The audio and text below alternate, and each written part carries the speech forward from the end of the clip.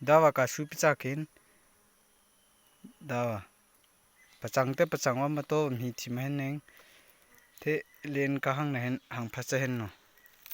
ka su pichakin malu pichang he thial hen sayaka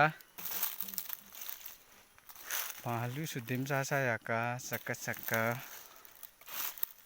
ma pichang he nal na pam thong hen malu pichang ham ka